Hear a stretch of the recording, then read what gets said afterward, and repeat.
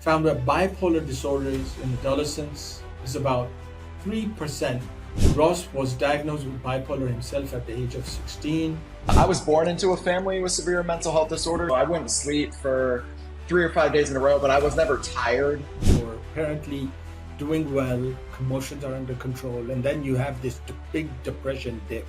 A lot of times you don't realize that you're not in control. You do stop doing the things you enjoy. And the tricky thing is, a lot of times people think, oh, it needs to change for a very long time. And that's not actually true.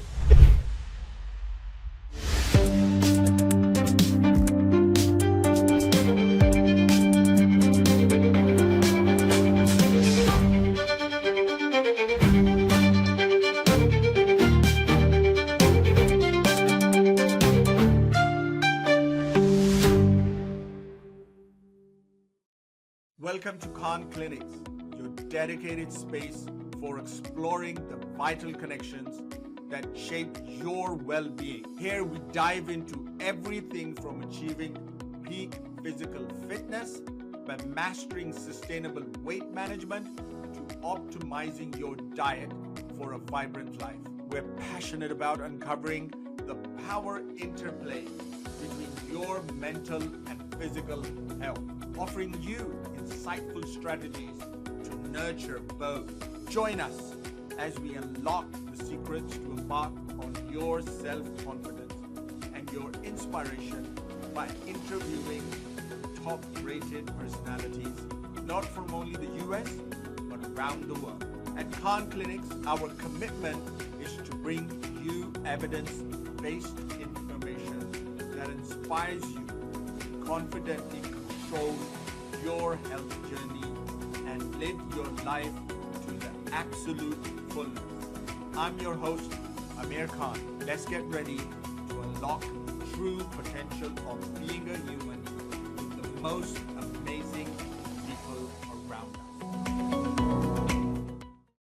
Every one of us is occasionally happiest outside in front of the world, but deep down, there's always something pinching us with which we are struggling. And sometimes you've ever been dismissed as overdramatic when you are just trying to survive inside your head? What happens when that emotional chaos gets worse and nobody around you realizes what's really happening?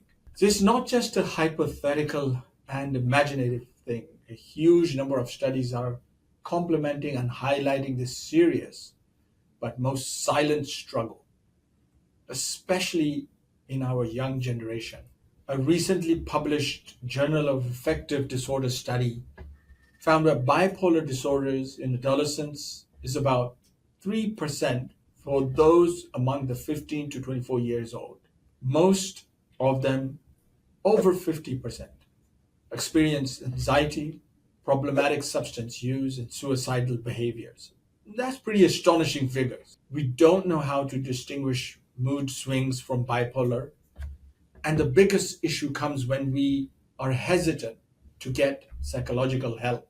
Due to this issue, females are seen to be more prone to suicidal attempts with bipolar disorder. Another study conducted result in early psychosociological treatment for young people at risk of bipolar can significantly delay mood episodes and reduce suicide thoughts. This treatment, which includes education and skills training for both individuals and the family, highlights the importance of not dismissing subtle mood changes. Today, we're joined by an expert who's turning research into action and pain into progress.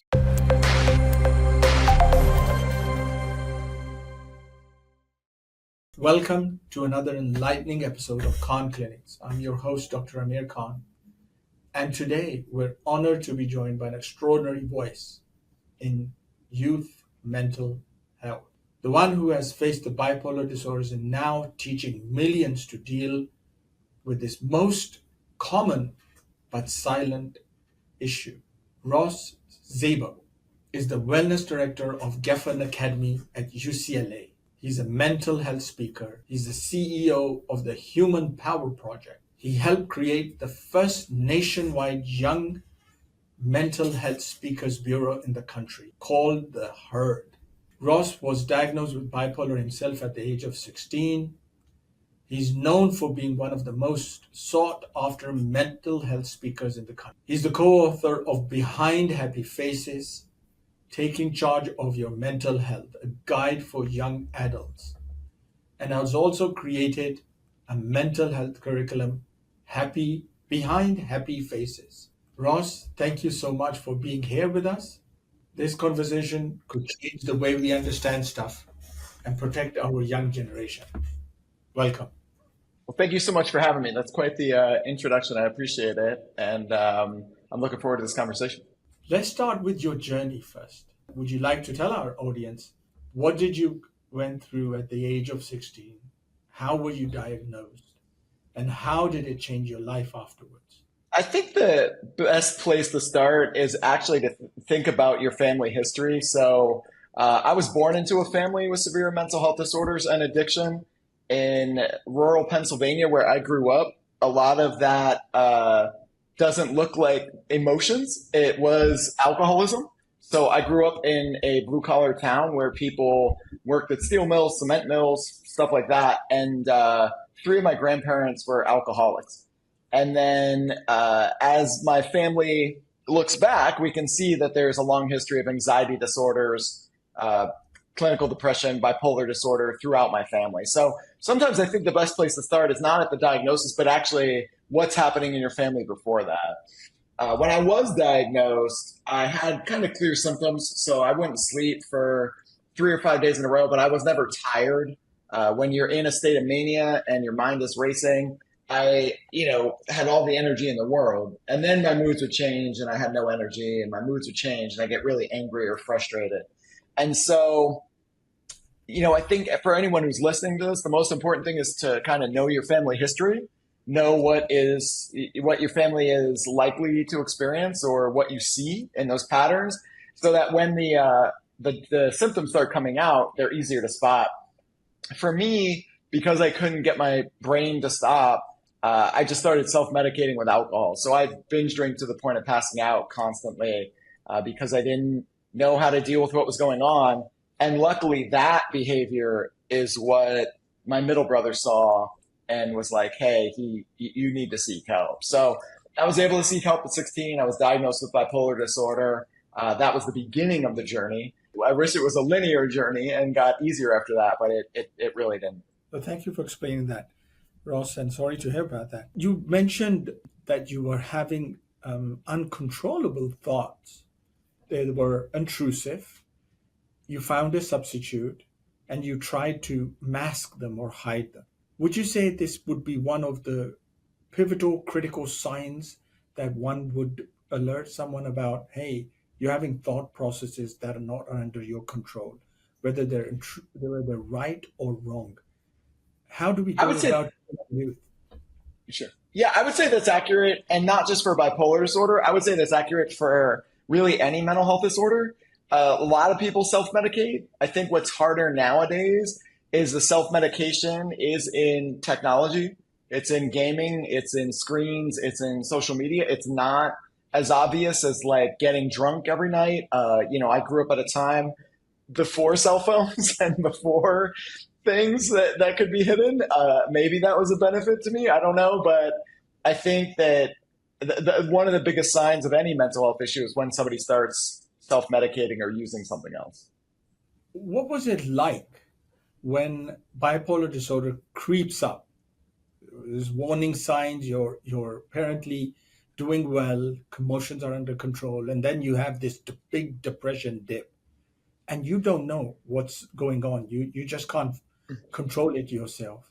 And then all of a sudden you said, oh no, I'm out of it now. I'm on a high, everything is better. I can take it, I can control everything. So you bring up two good points. That the first one is a lot of times you don't realize that you're not in control, especially when you're in the mania piece. Like you said, you feel this high, you feel like nothing can stop you, nothing can bring you down. You have kind of ultimate confidence and you're making all these decisions and you have a big personality. So people are responding to you, they like you, and it feels good.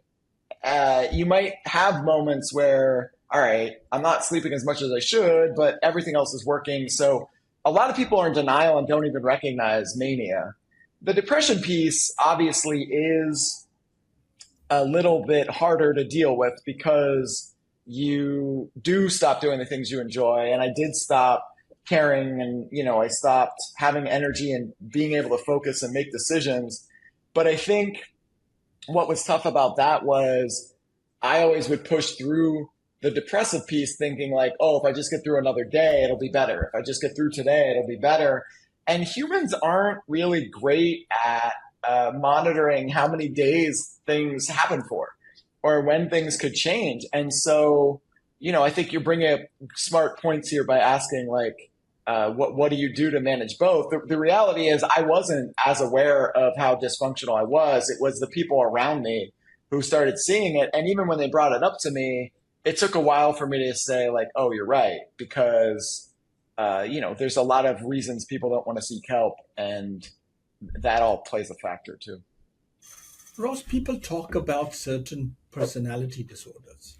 And sometimes or when I say sometimes, a lot of times these symptoms get masked by saying, oh no, he's just a shy one.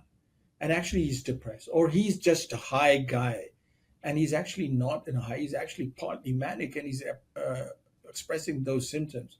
What do you say to people? How would you identify from A, just a personality disorder for some versus B, something be very serious, like bipolar disorder or actual depression, etc.?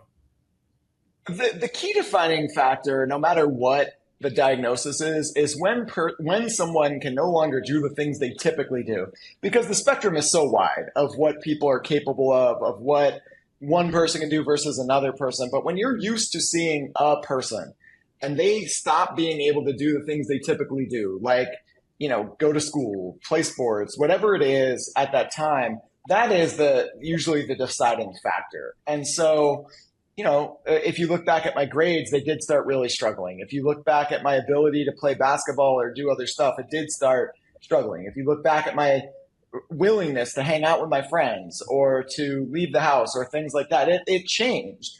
And the tricky thing is, a lot of times people think, oh, it needs to change for a very long time. And that's not actually true. It can be something that changes even for, a short time that should raise the red flags or the alarms for it.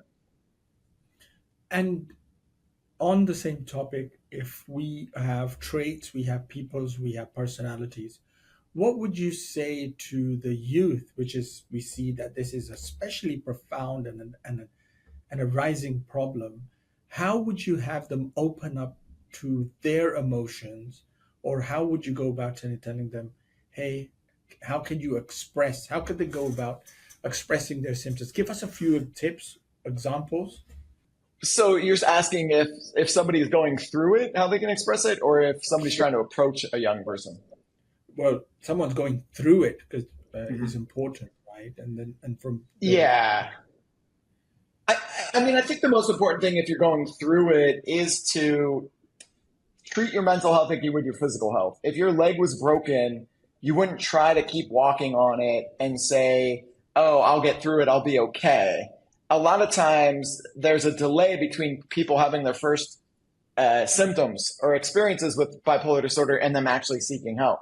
Sometimes that delay is as long as 7 years. So if you're going through it, know that your mental health is like your physical health. You can't just hide it. You can't just hope it goes away. You actually have to address it and treat it. And if you don't, you're not going to have as much success in getting through it. And so, when I was going through it, I felt stupid and embarrassed and ashamed and weak. And I felt like I should just be able to suck it up on my own. And I felt like I could just make it happen. So it wasn't until I got through those emotions that I was actually able to seek help.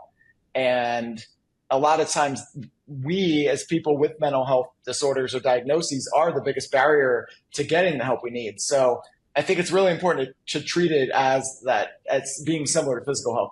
If you're trying to approach a young person or someone who's going through it and they are in denial, it's kind of the same method. You have to say to them like, hey, you're not doing the things you used to enjoy. you are acting whatever way you're acting. I do see these behaviors and I'm worried about you, not from a place of punishment, but from a place of like just trying to make sure they're okay. Thank you for explaining that, Ross. Ross, let's move on to another topic, bipolar with anxiety. And a lot of times these are very mixed sort of episodes, mixed emotions. How would you go about addressing, first of all, diagnosing and differentiating the two? Mhm. What would your approach be? So if you look at the origins of a lot of different mental health disorders, anxiety is always going to play a part in it. Mhm. Because if you think about mind racing thoughts and the mania aspect of bipolar disorder, anxiety is underlying that. You can't sleep at night, you can't focus, you're doing all these other things. Anxiety is actually at play with a lot of anger issues as well. So when the moods change and somebody is acting out, it's often that kind of buildup of emotions of anxiety before they lash out and before something else happens. And then anxiety can also be a part of depression. It sounds weird, but when I was having thoughts of suicide and taking my own life, because it's so foreign to the brain, it was anxiety that was latching onto it and making the thoughts repeat and recycle more and more and more.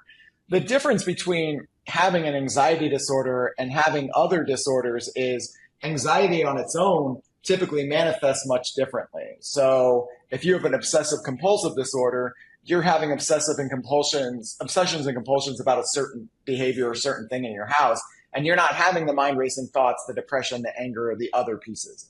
If you have social anxiety disorder and you have anxiety or panic attack when you have to be social, well, that's a different diagnostic criteria than if the anxiety is feeding into something else.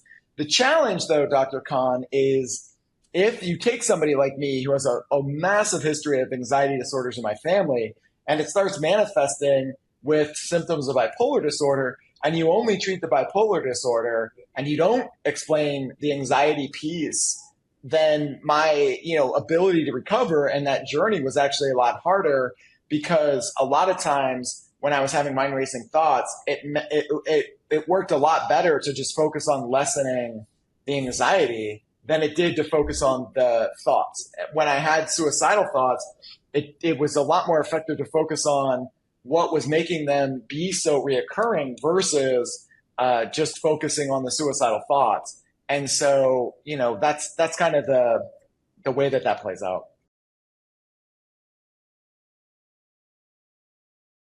What a remarkable journey we've just experienced together.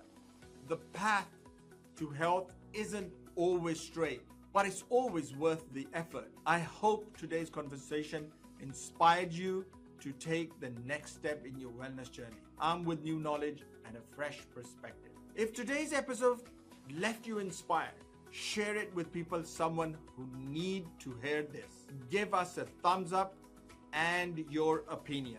Keep exploring, keep evolving, and we'll see you in the next episode of Khan Clinics.